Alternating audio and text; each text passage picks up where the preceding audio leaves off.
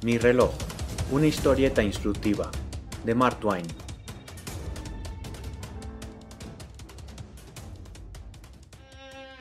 Mi hermoso reloj nuevo había funcionado durante 18 meses sin atrasarse ni adelantarse, sin que se rompiese ninguna pieza de su mecanismo o sin que se parase. Había llegado a creer infalible su dictamen sobre la hora del día y a considerar imperecedera su constitución y su anatomía. Pero al fin, una noche se me olvidó darle cuerda. Lo lamenté como si se tratara de un seguro presagio de calamidades. Sin embargo, poco a poco me obligué a darme ánimos, ajusté el reloj a ojo y ahuyenté mis reparos y supersticiones. Al día siguiente, entré en casa del principal relojero para ponerlo en la hora exacta, y el dueño del establecimiento me quitó el reloj de las manos y procedió a efectuar la operación. «Está atrasado 4 minutos. Hay que afinar un poco el regulador», dijo. Intenté detenerlo. Intenté hacerle comprender que el reloj marchaba a la perfección. Pero no, aquella berza humana solo era capaz de distinguir que el reloj estaba 4 minutos atrasado, y que el regulador tenía que ser afinado un poco. Así, mientras yo, preso de enorme angustia, daba vueltas a su alrededor implorándole que dejara quieto el reloj, él, serena y cruelmente, llevó a cabo la vergonzosa hazaña. El reloj empezó a adelantarse. Se adelantaba más y más, día tras día. Al cabo de una semana, había sucumbido a una fiebre rabiosa. Su ritmo ascendió a 150 pulsaciones a la sombra. Al cabo de 2 meses, había dejado muy atrás a los demás relojes de la ciudad, e iba a 13 días por delante. Mientras disfrutaba de las nieves de noviembre, caían todavía las hojas de octubre. A toda prisa pagué el alquiler, las facturas pendientes y otras cosas por el estilo, de modo tan ruinoso que no lo pude sostener. Llevé el reloj a que lo arreglaran. El relojero me preguntó si lo había reparado alguna vez. Dije que no, que nunca lo había necesitado. Lo contempló con una mirada de turbia felicidad, y ansiosamente procedió a abrirlo. Luego se colocó una caja en forma de dado en un ojo, y examinó el interior de la maquinaria. Dijo que requería una limpieza y lubricación, además de regulado. «Vuelva en una semana». Después de haber sido limpiado, lubricado y regulado, mi reloj se atrasó hasta tal extremo que su tic-tac parecía una campana tocando a difuntos. Empecé a perder los trenes. Llegaba tarde a todas las citas. Me quedaba muchas veces sin cenar. Cada 4 días el reloj perdía 3, y yo sin protestar. Gradualmente fue retrocediendo hasta el día anterior, luego al otro, luego a la semana anterior, y poco a poco descendió sobre mí el discernimiento de la soledad y el abandono que me iba consumiendo semana tras semana, mientras el mundo se perdía de mi vista.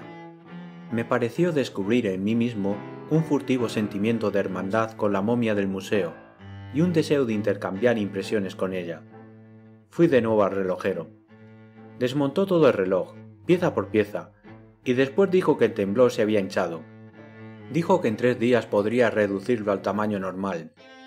Después de esto, el reloj daba un promedio, pero nada más.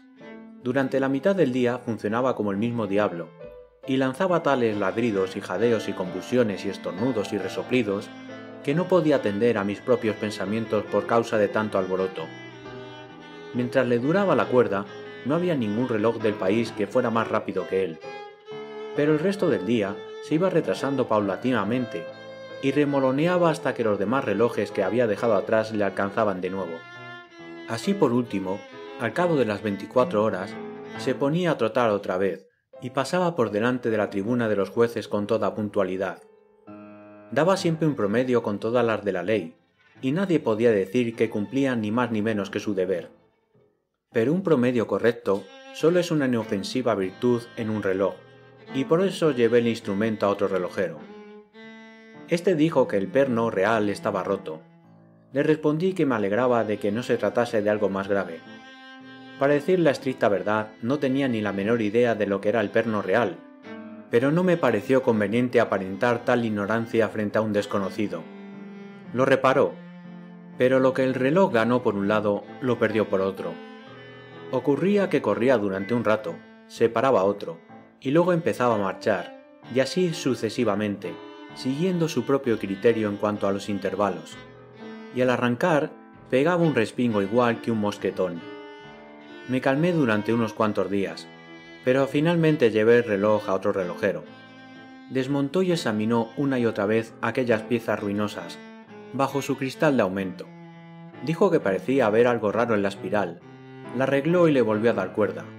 Ahora funcionaba bien, exceptuando que, al marcar las 10 menos 10, las dos agujas se cerraban como un par de tijeras, y a partir de entonces corrían juntas. El hombre más viejo del mundo no hubiese podido sacar nada en claro sobre la hora del día con semejante reloj, y por consiguiente fui a que lo repararan de nuevo. El hombre me dijo que el cristal se había encorvado, y que el muelle real no estaba bien tirante. También notó que parte de la maquinaria necesitaba medias suelas.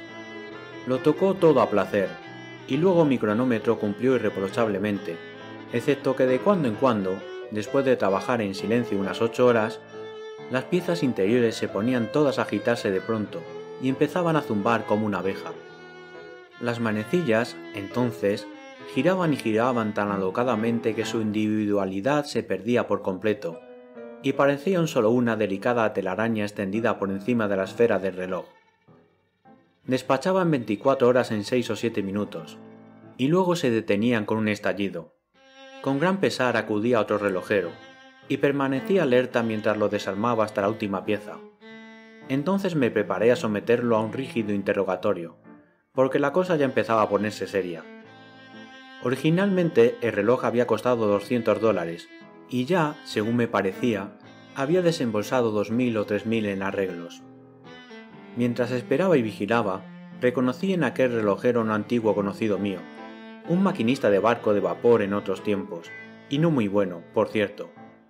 Examinó con cuidado todas las piezas, tal y como habían hecho los demás relojeros, y luego dictó su veredicto con el mismo aplomo. «Despide demasiado vapor. Hay que colgar la llave inglesa de la válvula de seguridad», dijo. Le abrí la cabeza allí mismo, y me hice cargo personalmente de los gastos del entierro. Mi tío Guillermo, hace poco fallecido, solía decir que un buen caballo es un buen caballo hasta que se escapa una vez, y que un buen reloj es un buen reloj hasta que los relojeros tienen ocasión de meterle mano. Y solía preguntarse en qué habían parado tantos latoneros y armeros, y zapateros y maquinistas, y herreros fracasados, pero nadie supo qué contestarle.